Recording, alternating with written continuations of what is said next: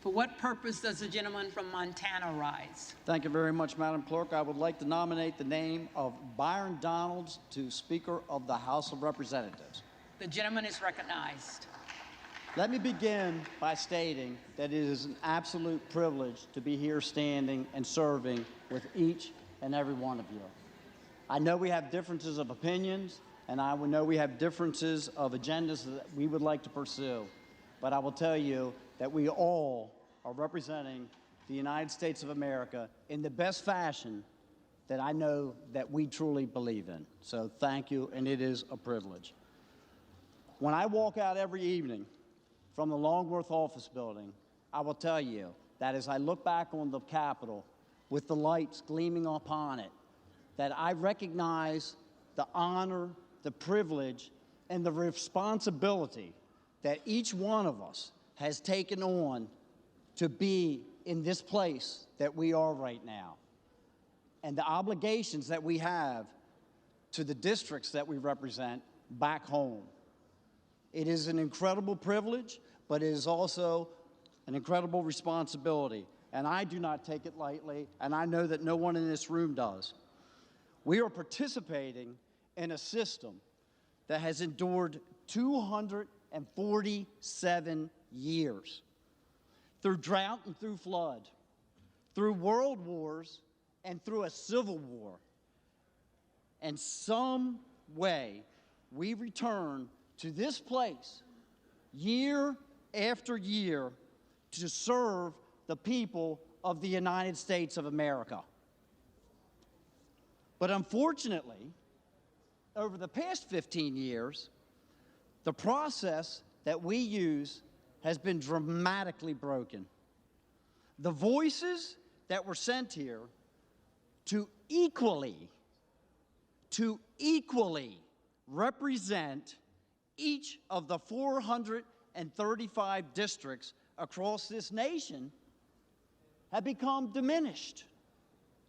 This through the consolidation of power into the hands of the Speaker and a fortunate few who happen to serve on the Rules Committee, which control every aspect of legislation that travels through this body. The debate and the discussion has been all but eliminated, and the balance of us are left to vote yes or no. Those are our options, and that is what has led to the disintegration of the relationships that we see across this floor. That is not equal representation, which is guaranteed by our Constitution and expected by our constituents.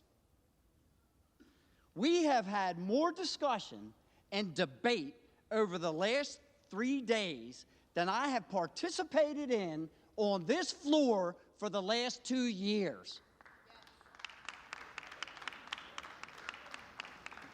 And it's healthy. It absolutely promotes the collegiality that everyone is striving to obtain. We're having discussions not just within our own party, but amongst each other as we walk around and start planning for the legislation that we will need to address over the next 2 years in the 118th Congress, that sooner or later, yes, sooner or later, we will begin to function as. Those are the good days. And guess what? Our constituents think, as they watch us on C-SPAN today, that this is how every day functions. They think that this is how every bill gets addressed in this body. And they will be shocked to learn, the ones that you have not disclosed the little nasty secret to, that unfortunately, that's not how it works around this place. That under the current rules and under the current leadership construction, that on fly-in days, typically Monday at the beginning of the week, The leadership on both sides of the aisle negotiate a number of bills, 15 to 20 pieces of legislation that one Democrat and one Republican stand on this floor. They discuss momentarily, and then they say the magic words, without objection, we will pass this by unanimous consent. And there are two people standing on the floor passing pieces of legislation that oftentimes are the naming of buildings that don't really bother anybody or affect one's life, but in many circumstances spend millions and tens of millions of dollars that the taxpayers are obligated to cover, and their representative was not even here to vote upon it. And that, my friends, is wrong. It is wrong.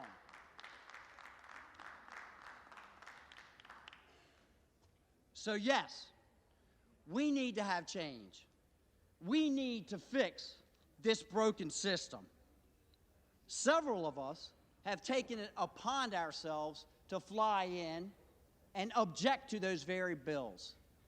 Not because we are objecting to the bill, but just to force them to be brought out into the daylight so that everyone can hear about those bills. To force people to come out and vote up or down for those bills, as their constituents believe that they are doing right now.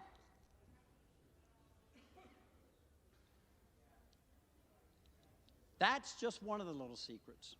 And it demonstrates, again, how broken this system is.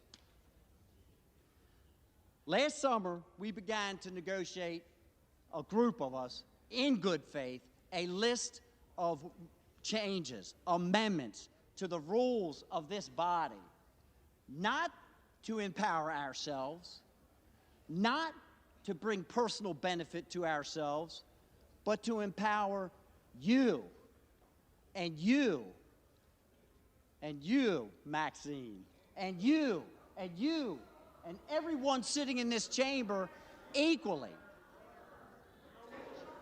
There's no rules. I did not use anyone's name. Everyone should be...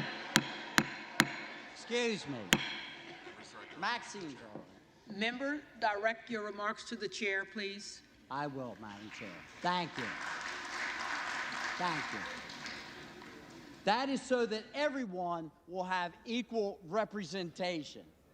Equal representation for the districts that elected them. These are not radical deviations from the norm. These are a restoration of the rules so that this place can function properly.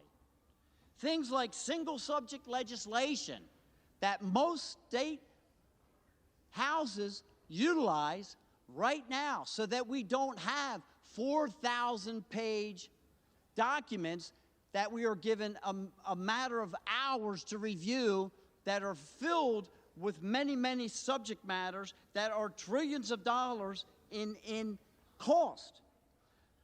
Rules like germaneness, so that you can actually bring an amendment forward on the floor as long as it pertains to the bill that was originally being addressed. An open rule process, again, so that each individual here can participate in the thing that we were sent here to do, to help collaborate and craft legislation and work together. That is what we were sent here to do. These are common sense amendments that would restore the process and give each of us an equal voice. This is how we're going to secure the border. That everyone now, I do believe, has recognized that there is a problem with. This is how we are going to regain energy dominance again, which is not just an economic issue, it is a national security issue.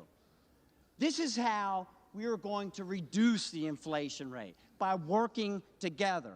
But we cannot call it working together if you cede all of that power to the hands of a few. Hoping for this change will not create this change. And change is uncomfortable. We understand that. But it is not unachievable. And we must make change in this broken system. We must.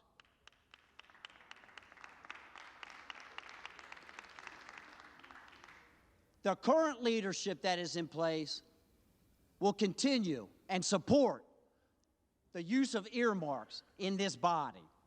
And that is the golden trail to corruption. The golden trail to corruption. It is a way to buy votes and spread money around this body from places outside of this city that leads to bad legislation and bad decisions. The current leadership, I was told, I should not be so concerned with these suspension bills that get passed every week, because now they have made an amendment. We keep hearing about these amendments and the concessions that were made. The concession was that they will not ask for anything to be suspended that costs more than $100 million. Now, I don't know about the neighborhoods that you live in, but the neighborhood that I live in, $100 million is a lot of money. And my constituents expect me to vote upon $100 million bills and $80 million bills and $10 million bills so that they know what in the world is in them and what is going on. And they do not expect them to be passed by unanimous consent with no one on the floor. I made a living developing property. And as many of you probably know, it takes a while to take a piece of ground from bare earth to a community. And my mother, God rest her soul, came out to one of my projects. And I had just opened it up. And it had been 2 years since the time I had bought the property. And by the time we went out, I had a nice entrance built, and the streets were built, and the street lights were there, and they were just starting to build homes. And she said, "My goodness, Matthew, you must really, really be pleased to finally see your project coming up out of the ground." And I said, "No, Mom, actually, I'm pleased that everyone else can see it, because I sold it 2 years ago when I first walked out there." Well, I have a vision for this place, that we can restore regular order so that each of us may have the ability to represent our districts and our constituents equally as we move through this process. And then again, at that time, we will be able to call it truly the people's house again. I have been here just 2 years, and I have watched Byron Donalds during that time and previously as he proudly served in the Florida legislature. And I can tell you this, he's a man of intellect, he is a man of integrity, and he is a man that I am proud to nominate as the next Speaker of the House of Representatives.